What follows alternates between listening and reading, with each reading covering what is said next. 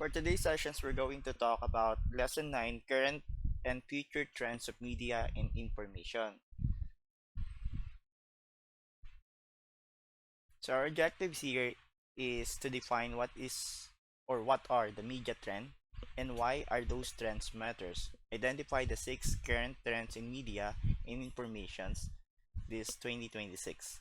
Let us try to predict 5 future trends in 2030s. Analyze how these trends will affect you as a student, possibly a consumer, or someday as a creator, and to be able to create a future media forecast for upcoming 2035. What is media trend? Pag sinabi nating trend, this is a direction kung saan ang media ay nagbabago. Pwede siyang mabilis para ang tao ay makasunod. Bakit natin kailangan pakialaman ang media or ang trends sa media? Pagka meron tayong bago sa media, of course, nag-create siya ng trabaho. For example, yung mga online creators. So, nagkaroon ng mga tinatawag nating mga vloggers. Right? So, meron din tayong mga content creator. So, ilan lang yung sa mga bagong trends na nagagawa. As of the moment, meron din tayong tinatawag na artificial intelligence or AI. So, itong mga to, possibly in the future, you might have an AI developer. So, papasok yung AI developer na to sa concept ng paggawa ng trabaho sa media. Mga bagong risk or possible matakot tayo. Katulad na mag-i-exist pa ba tong mga terms na to? Bullying, mga spam. So, yun yung mga takot. Nakakatakot kapag may bagong trends tayo. New power. So, new power means na makakagawa tayo ng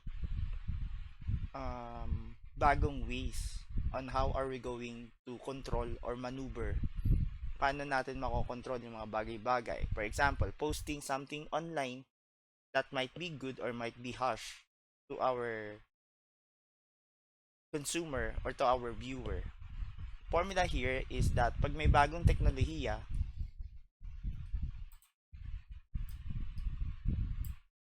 there's a trend, right? The people will change. Tapos, masusustain tong mga pangangailangan na to. And it will create a company.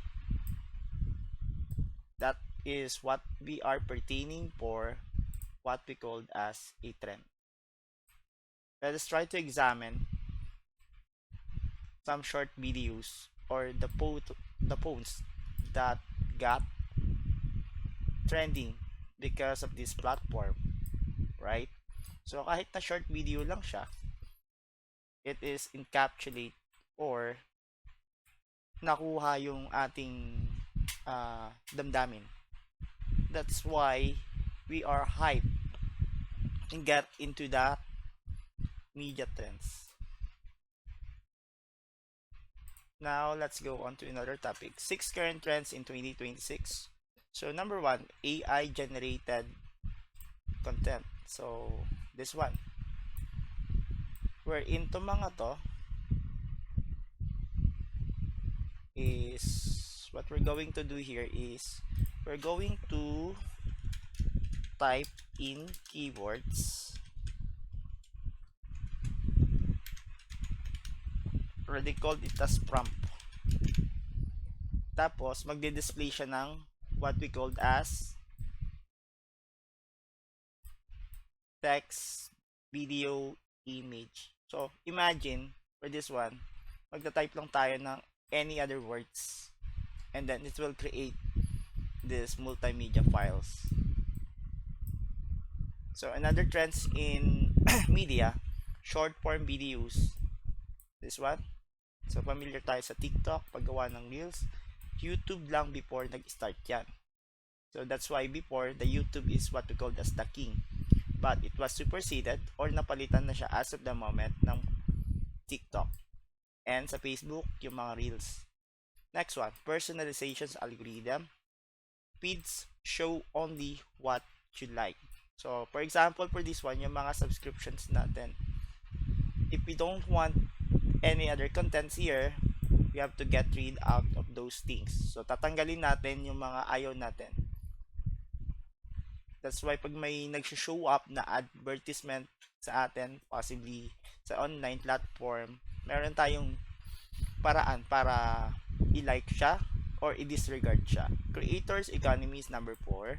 Ordinary students earn blogs, live streams, and online selling.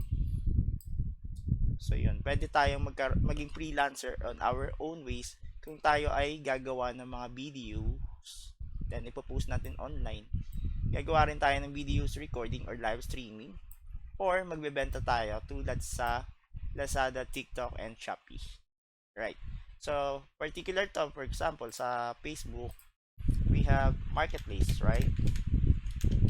So, yan. Sa Facebook, itong mga online selling na to.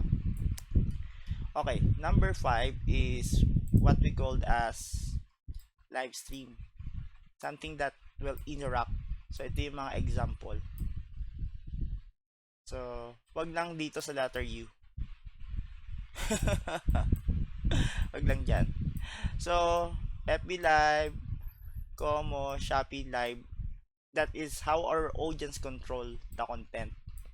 So, depende sa content. It might be something good or it might be some other way around. If that is some other way around, so pinagkakakitaan nito ng mga, unscrupulous people just to solicit something. If it's an FB Live or to solicit something which is for Shopee Live na magbenta lang ng natural product, that is good. But if the purpose is not good, yun lang. Next, misinformations, deep fakes. So last time we're able to talk sa mga previous lessons natin about misinformation. There's also a disinformation and malinformation. So in other words, for this one, ang ginagawa lang naman nito is particularly what will happen here, ang nagiging problem lang natin dito is yung paggamit natin ng AI. Kasi sa AI, it can fake voice or video. That's why yung mga narrations natin for AI minsan is wrong pronunciation or mali yung kanyang pagkakabigkas. Right? So fake videos, something na escape from realism. Halimbawa, tumalon ako ng building and then bigla akong lumipad from one walls going to another. That is escape for realism. Sa animation, that might be good, but in the film, that is also good. However, if it's posted as a content mismo tapos may teleserye pa siya and it's posted as per the news na ganito yung nangyari, for example, sa president natin, tumalon siya ng 10th floor and then nagkaroon siya ng pakpak. Wow, galing. So that is misinformations or deep fakes. So some other things here are good, some other are not good. So if we're going to talk about AI, so ano yung mga trends dito na maganda if we're going to use it? This one, AI generated content. If we're going to use it to shortcut yung task natin. However, need pa rin natin ng mga editors, specifically dito sa mga to: video editor, text editor, grammarian, graphic designer. Especially baka in-enhance lang, may filter or mali yung content ni AI. So another thing here na maganda is, for me, ito kasi it will boost our personality, right? So kung mahihain ka dahil sa TikTok, you show up within the world. This one is based on our preference lang. Ito, for money driven, yung mga gustong kumita ng pera. Live stream is good kung mayroon tayong advocacy. For example, student organizations, that's good. However, if will be used for some other way around, yun lang problema dito. Then, ang pinaka ayoko dito, ito. It's a no-no. Lahat ng mga topic kasi. What about for this one? And for this one? Kung gagamitin natin siya in some other way around, just for example, for cheating purposes or to make our task easy, it's good lang to make our task easy, but of course, katulad sa research, we need to do the paraphrase, right? And we also need to do summarize to make it our own. And of course, we have to credit kung kanino man siya nanggaling. Credit the source. So, yun siya. So, that is our objectives. What is media trend? 6 current trends in 2026. Trend 1, deep dive AI everything. So, an AI write an essay, make images, answer questions, katulad ng mga ChatGPT AI na yan. It is good para matapos natin yung mga task natin. It is bad dahil nagkakaroon tayo ng we're picking ourselves. Skill needed here is an AI literacy wherein pagka galing siya sa AI, check natin kung tama ba siya or hindi. And then we have to cite kung saan natin siya kinuha.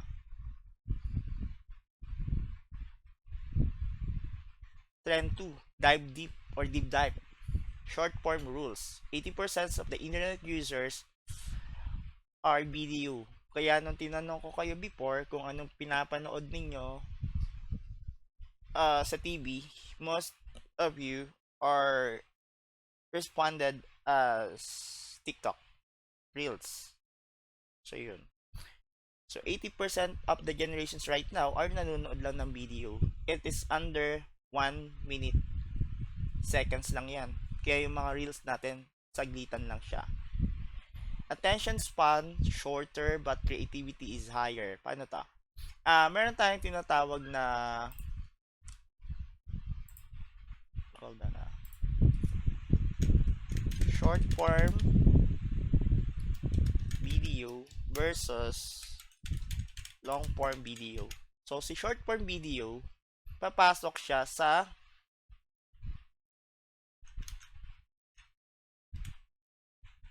15 to possibly, depende sa creators, no?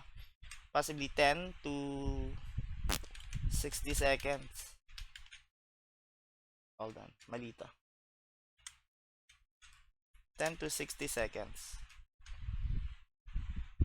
Ngayon, yung mga long form videos, possibly this is above 30 minutes. So, yun yung kaibahan niya. If it's long form, 30 minutes to an hour, mga documentary. If it's short form video, kasama na yan yung mga tinatawag nating reels. Before we do have here what we called as news snippets or teaser. So, as in, saglitan lang siya talaga.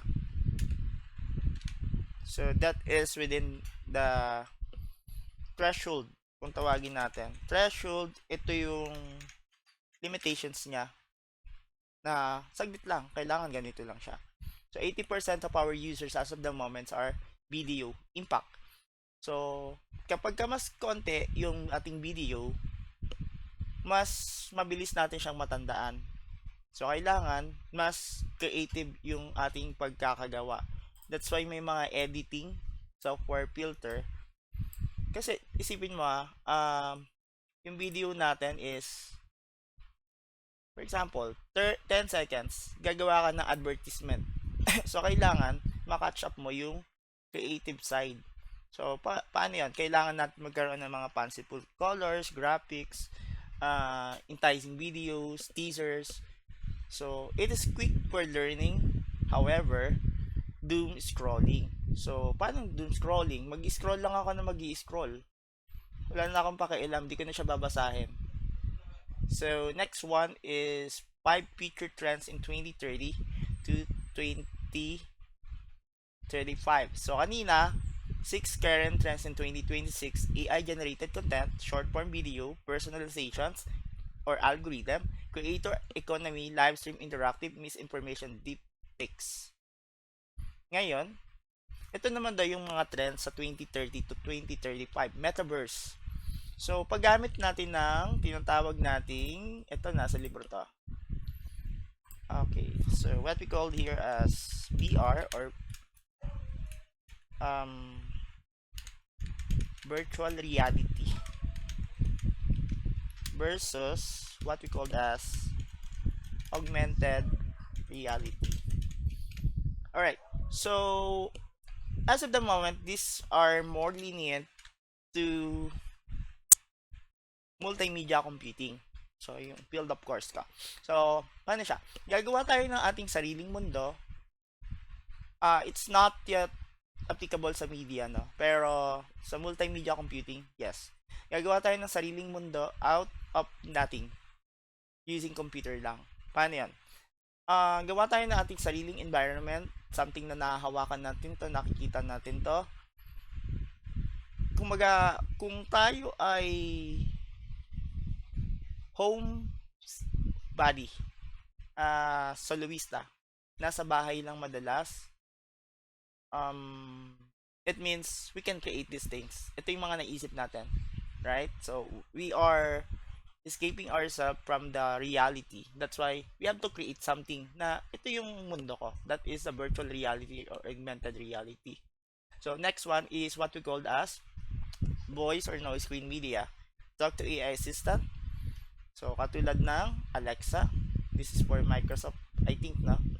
So, kausapin mo lang siya. Kahit sa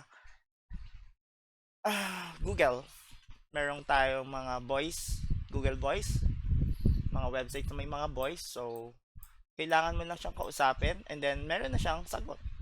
Decentralized media, actually for the metaverse, minimal companies pa lang yung gumagamit nito. But in the USA, they are using these virtual glasses. So, hindi pa siya masyadong click sa Pilipinas. So, this one, number 2, meron na to. Existing na siya. For the number 3 is Web 3.0. So, sa website, meron tayo before na tinatawag na Web 1, Web 2, and then Web 3. So, si Web 1, it's more on ano lang siya, content. So, kung ano yung provide ni author, yun lang. Hindi ka makakapag-edit. Si number 2 naman, Web 2, is yung ating mga social media.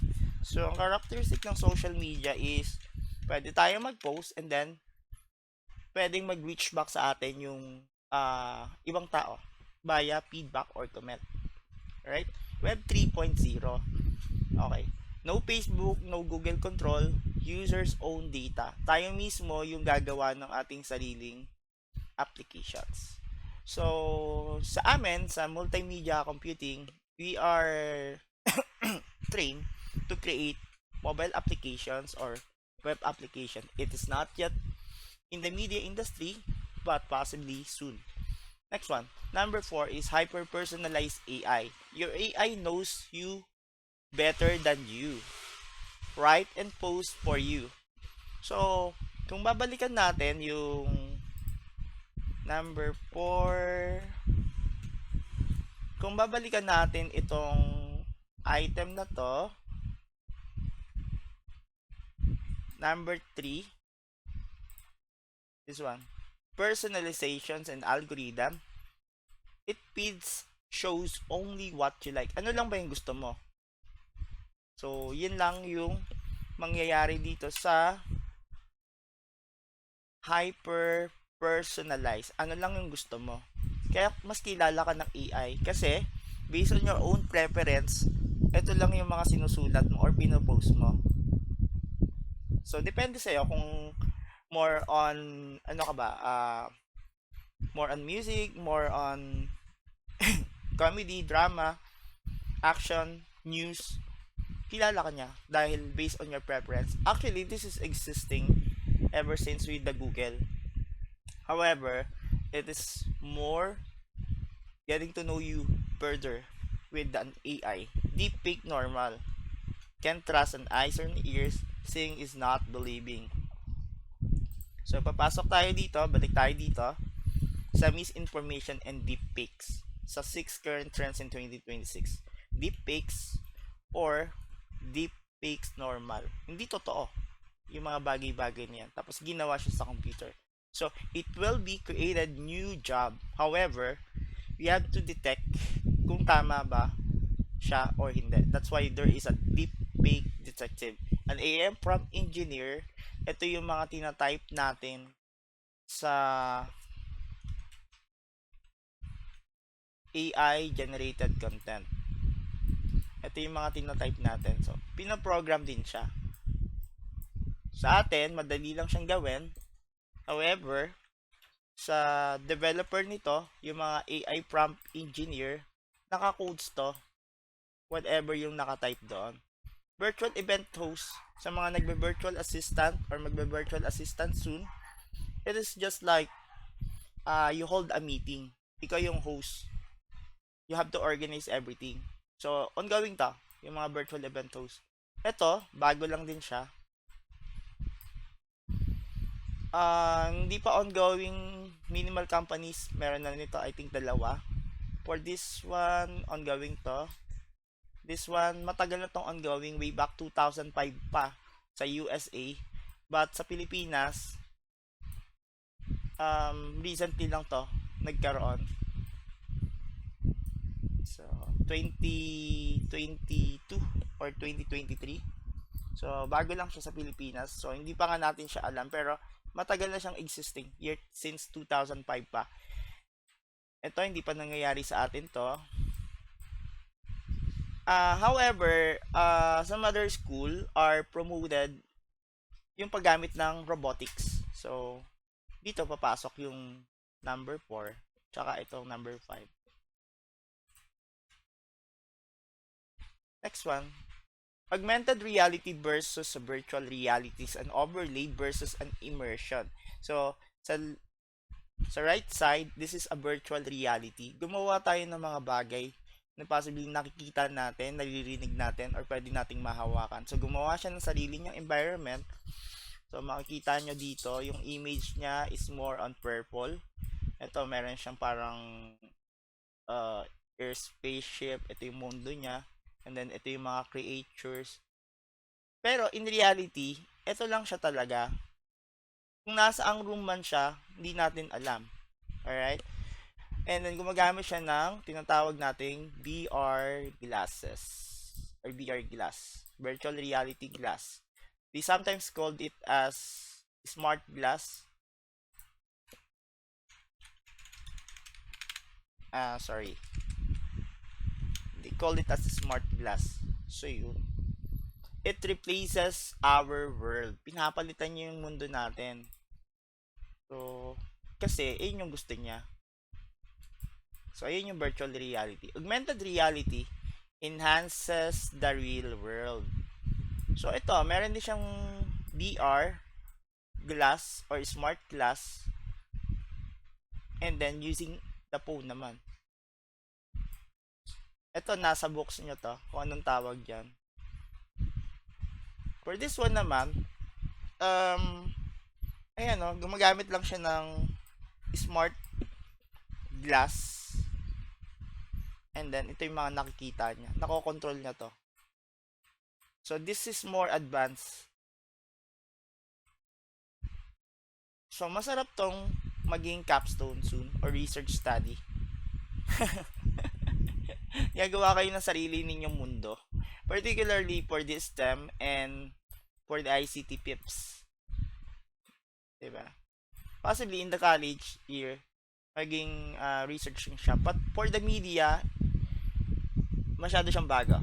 Alright, next, let's move on to the future trends, metaverse and AI, augmented reality, digital objects in real world by glasses, already explained, such as magbabasa ka ng textbook, 3 generations or dimensionals, dinosaur pops up of the page. So, matututo ka nga dito, and then mayroon kang sariling virtual trips. Paano yan? Yung iba, for example, gagawa tayo ng virtual gallery. Virtual gallery, for example, sa school, nasa isang room lang siya, and then gagawa tayo ng sariling environment dyan. Gagamit ka lang ng mga VR glasses. Of course, may codings yan. Hindi yan basta-basta. So, pag na-code mo na siya, everything, yung mga applications niyan, papasok ka na dito sa metaverse or sa AR na to, tinatawag natin. That is an example of a virtual trips or a virtual gallery.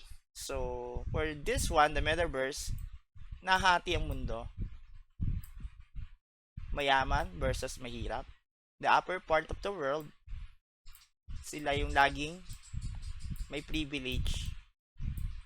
The lower part of the world, sila yung laging napag-iiwanan. Alright? So, katulad ng Pilipinas. So, makita nyo, for sa USA, existed na siya, or existed na siya, sorry. Way back 2005, but sa Pilipinas, recently lang.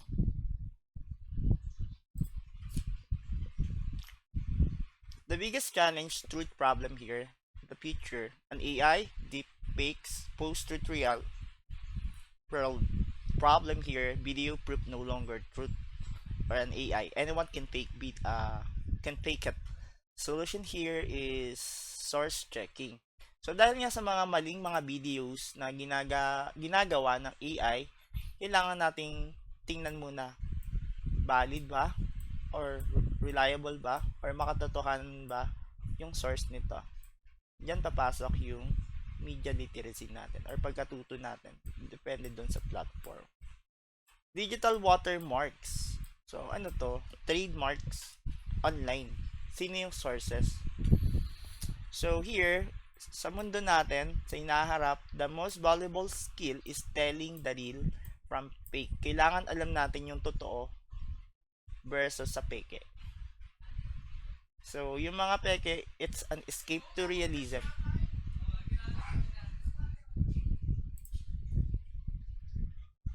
Next one. Alright, so current trends versus future trends. Student using a ChatGPT for homework. Is it a current or a future trend? Watching glasses in VR.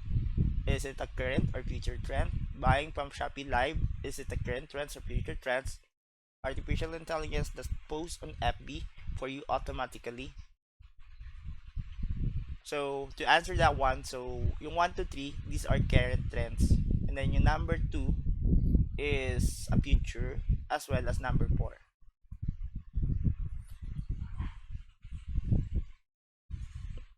How to survive future trends. MIL Survival Kit for 2030. Adaptability. Mabilis tayong matuto sa mga applications, huwag tayong matakot. Critical thinking. Magtanong tayo, mag-usisa tayo, especially kung AI ito or videos to from the AI, kung tama ba or mali. Digital ethics, think before we click and think before we post it.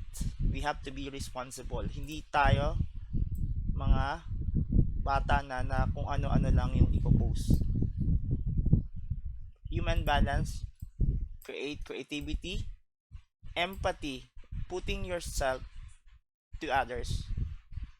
So, naintindihan mo yung mga bagay-bagay base sa kanyang sitwasyon. Pero hindi ibig sabihin na makikipag-sympathy tayo sa kanya. For example,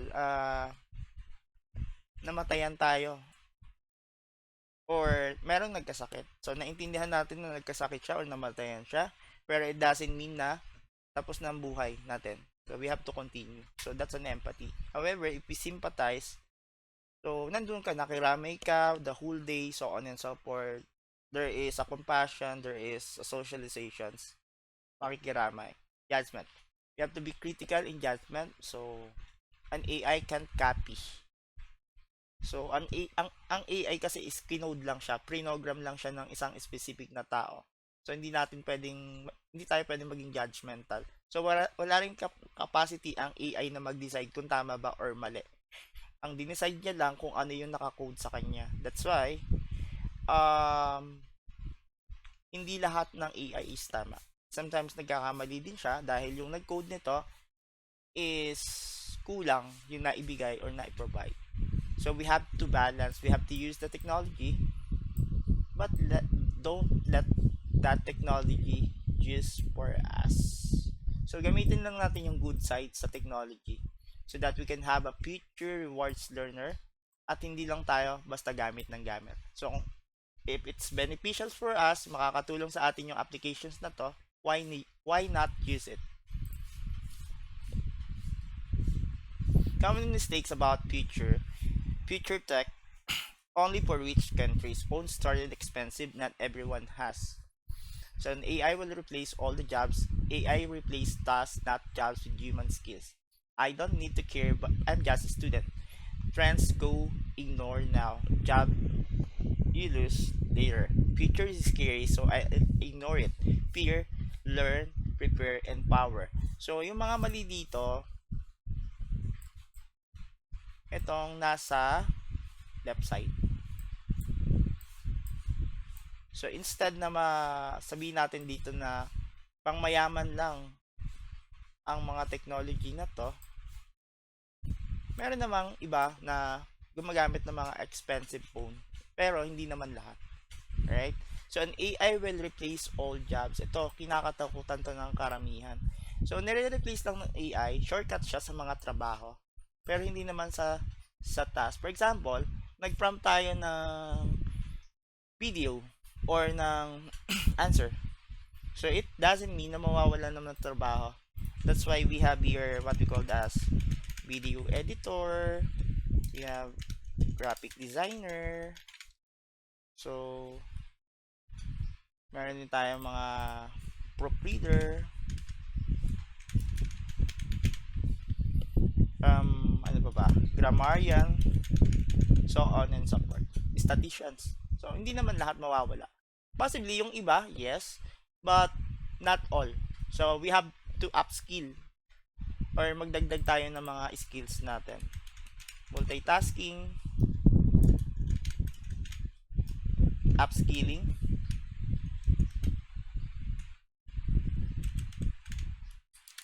so that we can leverage yung ating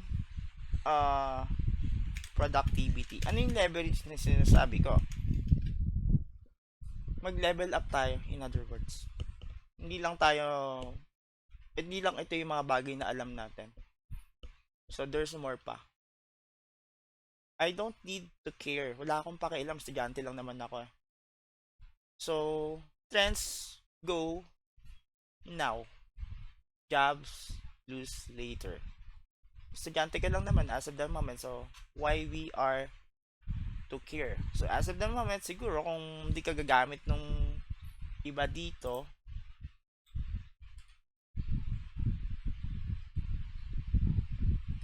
you will experience this one. Future scary, nakakatakot, pabayaan ko na lang. We have to learn, prepare, laging yan. So X natin tong takot. Kailangan natin paghandaan yung mga bagay-bagay. Then, that will empower us. Dito tayo magiging malakas. So, regardless of our age or regardless of our status in life, such as if we're rich or poor, doesn't need to be scared or matakot sa mga bagay-bagay. Kailangan nating matuto. Ito yung pinaka-importante. Para mapaghandaan natin ng mga bagay-bagay. That will empower us. Kaya nga, ang focus natin is literacy.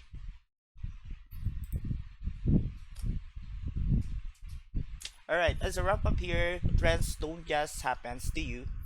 We have to create this by what we post, what we share, or use.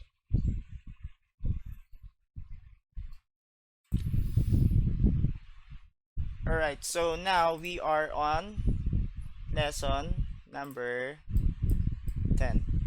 So, becoming a media and information literate individual. So, sa lesson 10, this is more on media and information literate. So, ano ba siya? An objective here is to define what it means to be a media and information literate.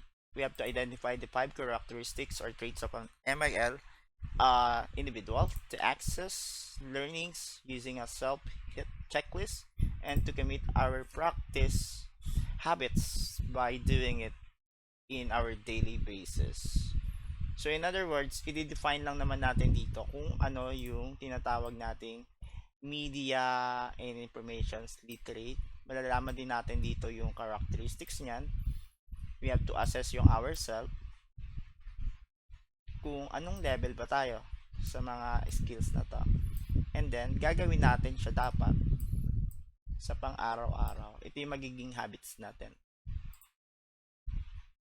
Alright, topics here is to become a media and information literate. So, in order for us to be responsible, to show integrity or mapagkakatiwalaan, lifelong learning, and digital citizenship. Digital citizenship, ang lalim. So, digital citizenship pertains or ang ibig sabihin nito, nakakagamit tayo ng mga informations specifically for the computers and social media. Yun lang naman siya. We are replacing these books. So, focus tayo dito. Pero for this one, wala kasi yung computer. Alright. So, this one. Just pushing the button and then empowering you as a digital citizen. Alright, next.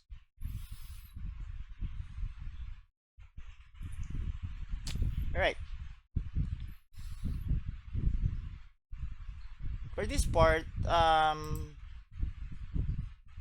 scene 1 is not an MIL individual. So to, nakita mo lang to mga promos na to. Nag-click ka lang. Then you share. Tapos ito, nakita mo. Sana all. Ang ibig sabihin, hindi ka literate in terms of media. Wala. Nag-scroll ka lang. Share mo lang siya. Ito lang yung comment mo. Alright?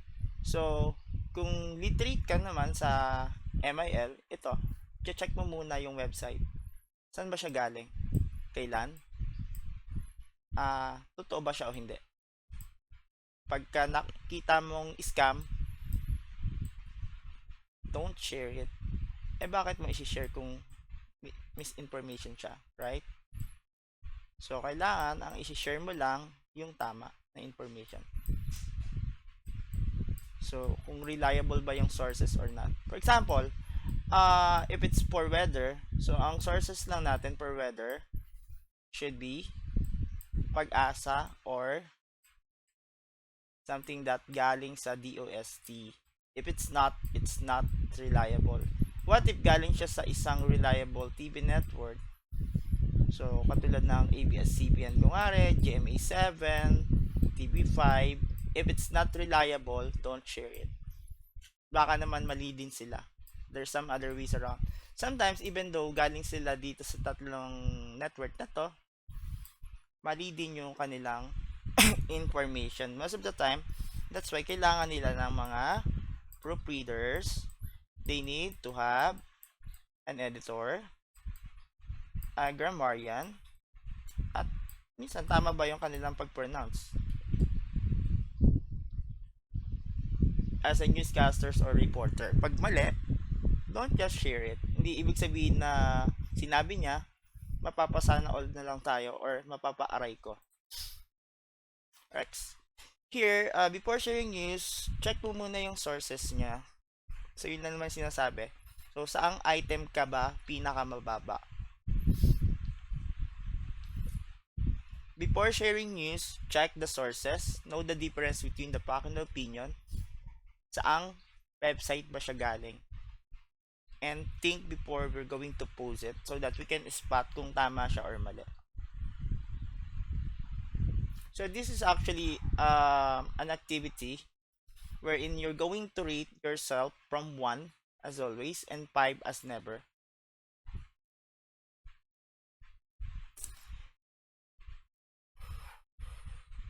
Saang item ka pinakamababa? Anong isang habit ang gusto mong i-improve?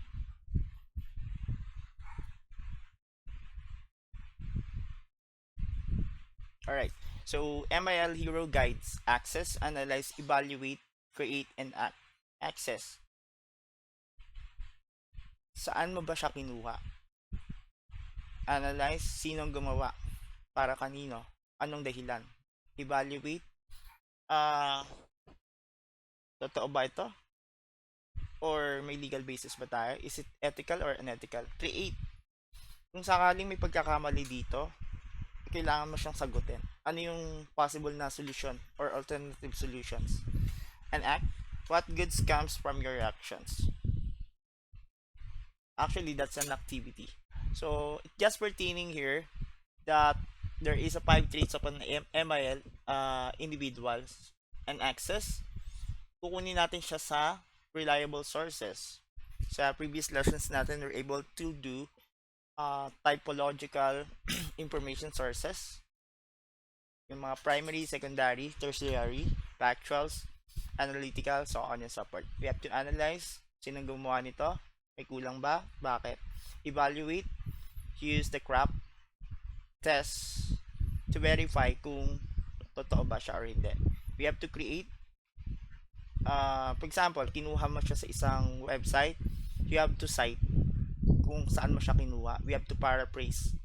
Don't plagiarize, don't just post fake news or cyberbullies. Bawal yon. And act or apply, use for research purposes. Ano yung pinaka tamang actions dito? So, okay. Pahingi ng screenshots ng exam. TikTok says drinking lemon water cures cancer. So, for that one, as a friend, pahingi daw ng screenshots ng exam. TikTok 2 drinking lemon water cures cancer. Scenario 3 or scene 3, picture yourself for a posters such as Google image, your first pic looks nice. And scenario 4 is classmate posted embarrassing photo of you. Nakakahiyang picture mo, pinost niya online.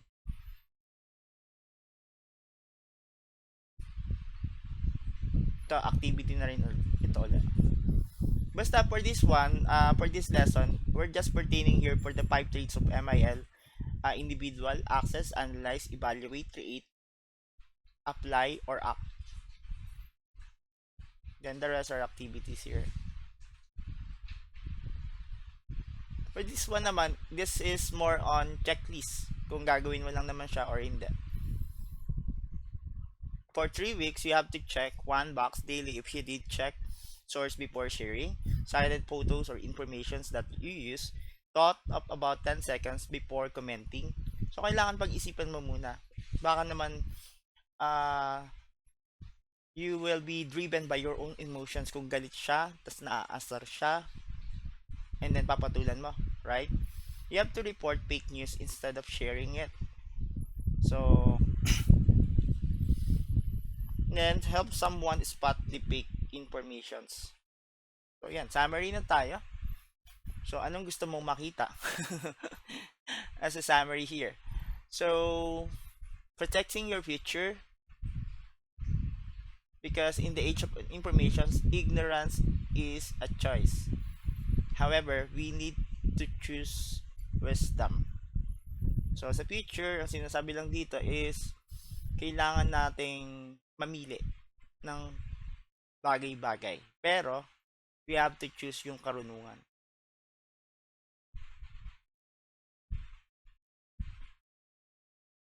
Alright, for this one naman is, ano bang klase tayong learner? So, sa number one is, you're more on visual learner. Gusto mo yung mga nakikita mo lang. Gusto mo yung nakasulat. Auditory, pinapakinggan. Kinesthetics, we have to use role play. Kahit yung mga sign language, gestures, those are kinesthetic learning.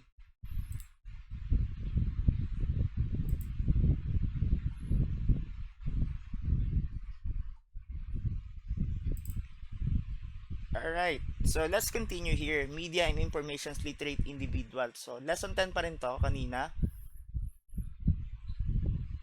So, an MIL individual is the persons who can evaluate, who can access, evaluate, and create responsibly.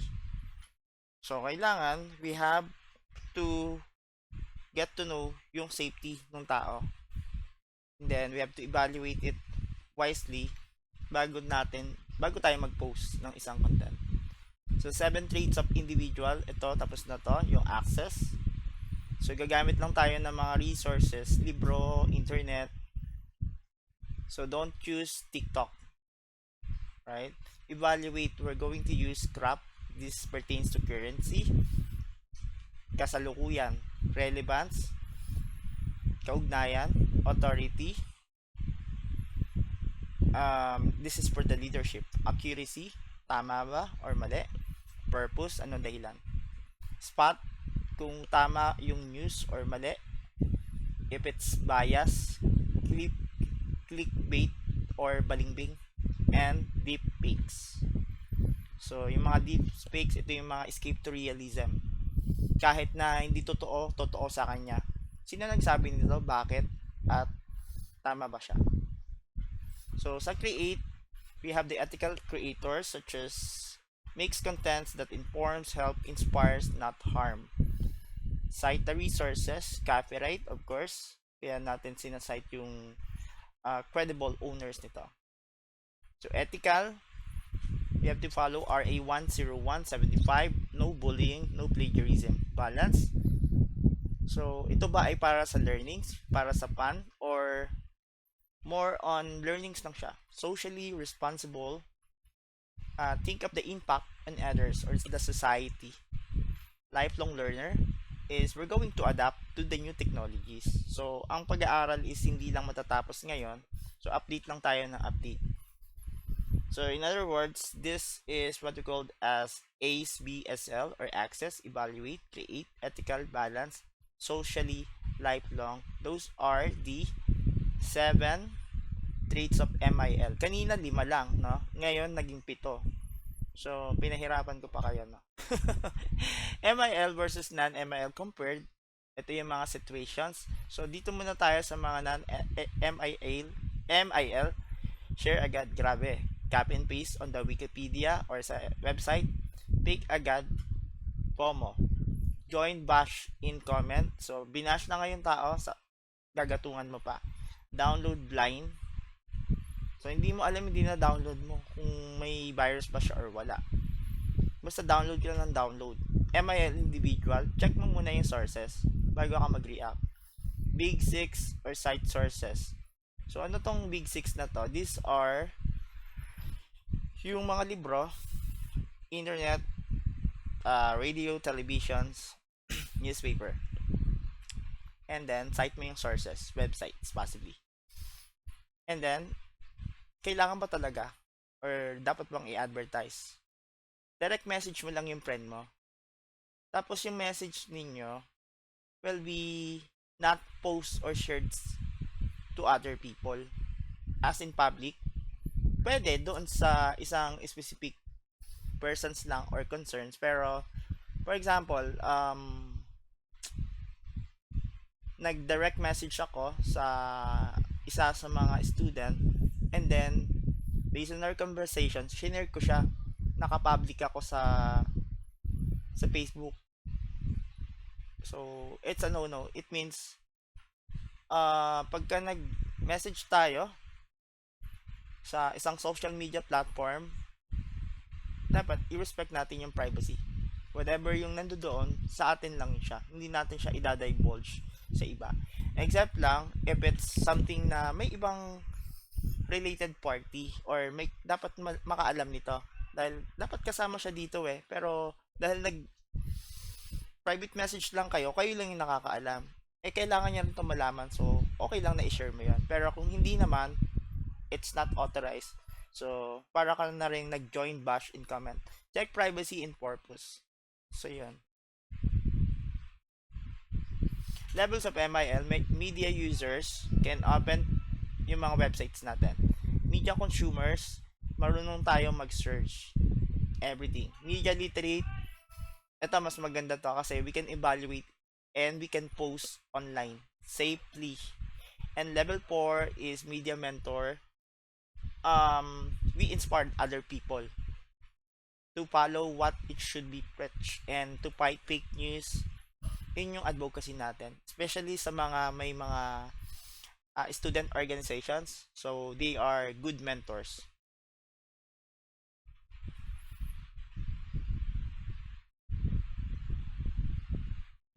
How to level up your MIL. Once, verify habit. Before we share news, pag-isipan muna natin. Create one habit. Post something helpful per week. Alright? So, ito yung gusto natin eh. Pero, that post should be something responsible. Kung nga gusto nating more on drawing, so ito yung share ko. Something useful. Pero pag ang share natin is something loathsome or unethical, patay tayo dyan. Yun lang. One habit balance. No phone 30 minutes while eating or studying. Bawal naman sa school to. Common myth. Ang MILs para sa mga nerd lang. Oh, mali yan. So, it is a survival skill for everyone's skill. And then, another myth. Born ka na dapat marunong. So, MIL is learn, not the talent. It is continuous things na dapat nating malaman. Right? Another misconception here is level 4 lang ang MIL. Level 3 na daw ang MIL. Or Media Information Literacy. Minsan lang nagkakamali. Okay lang. Sa exam, pag nagkamali tayo, it is a pass or survival. But if it's online, right? Nag-post ka ng isang viral post, marami kasing makakaalam nito. So, it's a no-no.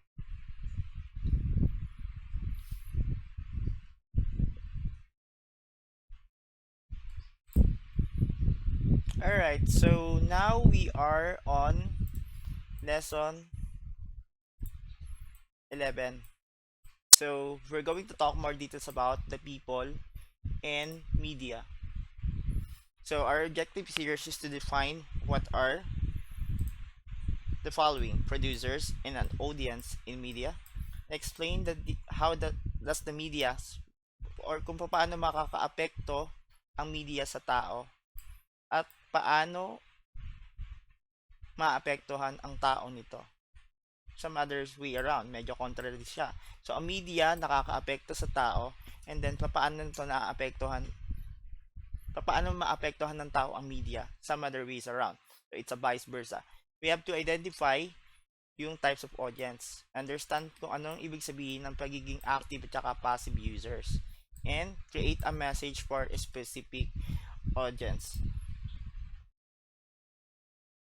Two main people in media, ito yung producers. So, sila yung gumagawa ng media. Audience, taga-receive lang. Kumbaga sa linear communication model natin, we do have here the sender and the receiver. Yung sender, siya yung producers. Yung receiver, siya yung audience. One line lang siya.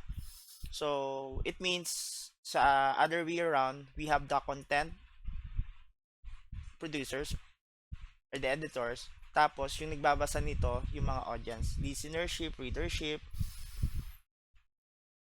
Who are the producers? So, sino-sino ba sila? So, these might be TV network, YouTubers, vloggers, TikTok, creators, government, or kung sino yung gumawa ng content. Siya yung producers. So, yung audience natin, siya lang yung tatanggap ng message natin. So, tinatawag natin siyang passive before, tanggap lang siya ng tanggap. Hindi niya naman naintindihan. So, an active is nagko-comment siya. Ito yung bagong audience. So, we do have here types of audience. So, we have general, para siya sa lahat. Targeted, meron lang siyang specific group or tinatawag nating cluster. Ito pang lalaki lang, ito pang babae, ito para sa specific strands, or these are just pertaining to certain groups, right? Niche. Ito, very very specific ito. Alright, so for example, sa research, ito yung target market natin or yung target audience natin. Dito lang siya talaga. So kailangan sa mga babae na ages 6 to 18, ganon. So very specific na siya yung ating target market. Next one, how media affects people's and effects. Cognitive, what you know teaches you about it. Ito yung alam ko eh. Affective, ito yung naramdaman mo. Behavioral, ito yung gagawin mo. How people's affect media. So the audience has the power to rate or views. So for example, sa mga social media, makikita natin yung mga views diyan. Ilan ba yung nag-seen, nag-view, sa comments, nag-like, something like this. This will create an impact or trends and money dun sa mga may mga monetizations kung tawagin nila. So ito yung mga kumikita sa online. So if you know how to monetize sa mga social media, YouTube, Facebook, Twitter, so that's good. Kikita kayo na you will earn a money. Alright? So that's why it is monetization.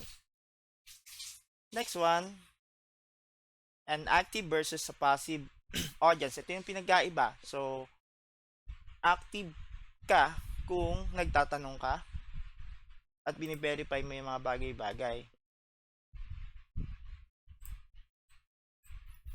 You analyze everything, critical ka, itingnan mo yung angulo, and then you check everything. Passive ka naman kung oo, totoo yan, sinabi niya eh. Napanood ko na yan, sige, alam ko na yan. Ay, scroll lang ako, scroll up, scroll down. Sinabi niya eh, credible yan, pinapaniwalaan ka. Kumbaga dito, nag-oo ka lang kaagad without criticizing everything. This one, active ka, nag-usisa ka. So yun ang kaibahan. Media interpretation, same media, different meaning. So sa TikTok, study with me. Meaning is made by an audience, not just producers. Background and mood matters. So yun yung sa TikTok, right? Motivations, ako din mag-aaral. That's a positive effects. Ang galing niya, ako tamad. That's a negative effect.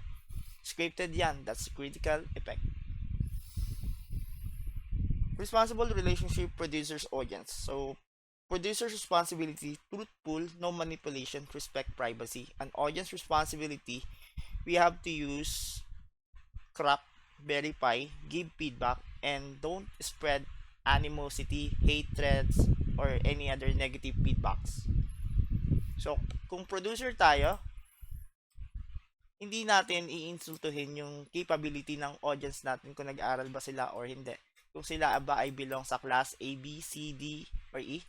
So, ang audience, hindi naman din iinsultihin yung producers in some other way around pagka ganun yung nangyari. Common mistake here is ang audience natin is hindi marunong. Basta viral. Busy kasi ako eh. So, ang audience natin dapat maging mausisa. Hindi pwedeng dahil busy lang tayo. Producers can say anything. Sinabi niya kasi lahat eh. We have to prove if it's legal and ethical. So, dito papasok yung mga grammar checks natin. One message fits all. Okay na yan? So, ito. Ang difference ng Lola versus Gen Z. So, si Lola is detailed oriented. Si Gen Z papasok tayo dito sa one fits all. One liner, one comment, one sentence. Comments don't matter.